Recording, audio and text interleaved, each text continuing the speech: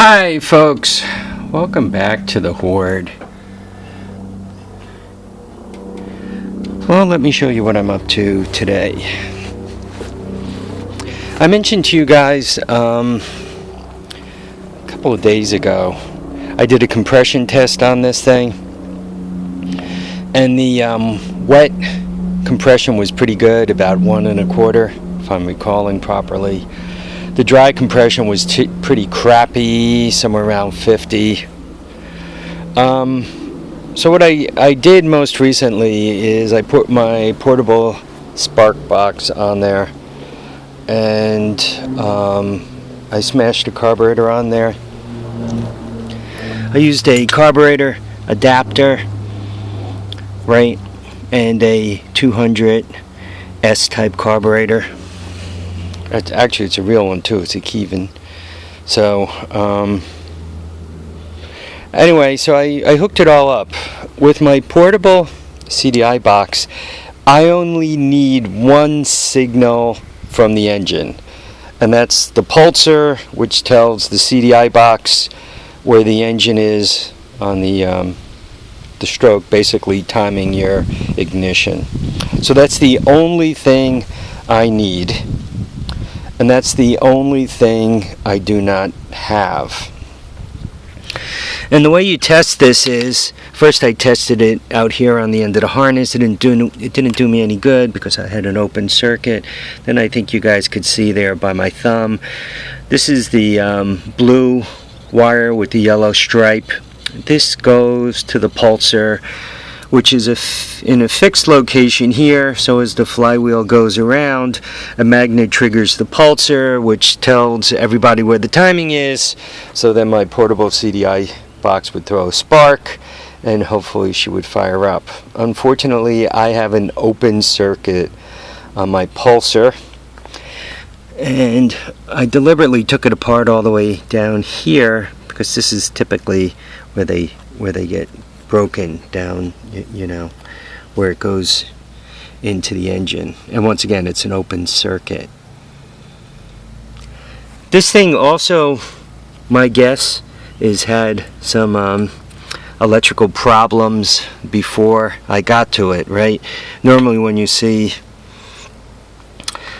you know, indications like that, you've already got a situation cooking.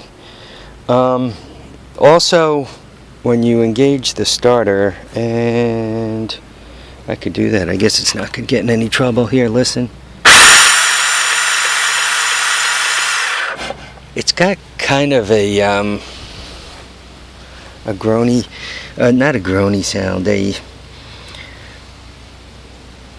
I'm not how to describe the sound, but it doesn't sound quite right in here.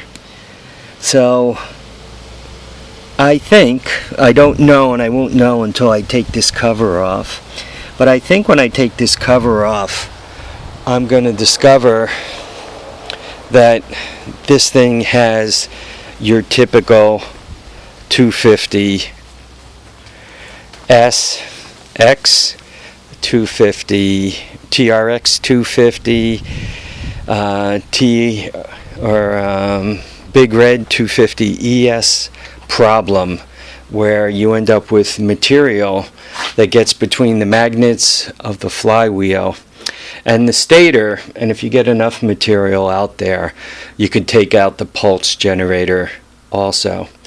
This bike was raced, and I got it from Ed Moore, and he indicated that it might have some transmission problems. Well, if it has transmission problems, that means the transmission shed metal, right? And chances are that metal would go to the magnet, and that magnet would then take that metal and really chew up the stator. It's hot as heck, and I'm melting out here. I mean, the sweat's dripping off me, so I'm going to stop with it at this point. So I figured I'd just throw a video up to show you guys where it's at.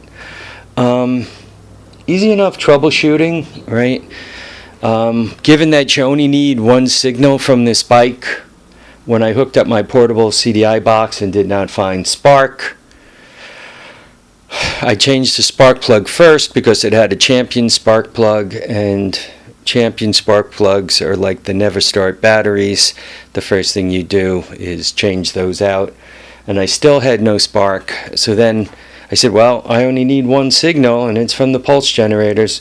So when you check that blue wire to ground, you should get somewhere around 30 ohms, 35 ohms, something, and I got an open circuit, which indicates that something was cut inside. You can see I followed the wire all the way back. The harness appears to be intact outside the motor. It's inside the motor that I have the issue. So that'll be the next thing. I'll break in there and see what's going on. When you're troubleshooting a non-starting all-terrain vehicle, no matter what your story is, it's always a little bit of CSI, right? You know, you're trying to figure out what went wrong. I probably could have predicted when I saw the 2 coils on there that it did have some kind of ignition problem, right? Why would you put a second coil on there if everything was working? And then it had the look of not really seeing any love out there and not really doing much for a living after that. So chances are this thing died of loss of spark. The loss of spark is due to something happening to the pulsar.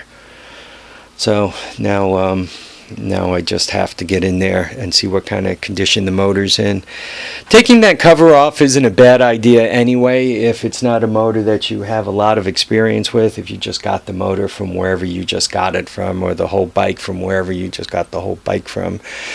Because there could be some metal there that if you clean it up, it might just save your stator, it might save your trouble. And depending on how much metal you see in and around the flywheel, you might say to yourself, you know what, it's not a bad idea for homie to take this apart and see what's going on inside, because it's not a good idea for this thing to be hand grenading and throwing metal all over the place, and particularly getting stuck to the magnets on the flywheel. So that's about where it's at. I basically got the bike. Ed and I, you know, our discussions were I was giving him a bunch of parts and he was giving me a bunch of parts. So it's not like I'm going, oh man, you know, this wasn't a good deal. It was a good deal. I knew what I was getting going in, and quite honestly, I wanted to help out Ed with the XR80, because he was putting together a bike that would be put together once and taken care of and was going to have a long life. And I'd rather see that happen with some of my parts, particularly the ones I'm not going to use and the ones I'm not attached to for any reason. I'm actually kind of happy to see that happen and see things move forward. So Ed was actually doing me a favor. Me bringing home some spare parts was just kind of a bonus out of the whole deal. So anyway, I'm hot as heck. I gotta go in, grab some air conditioning.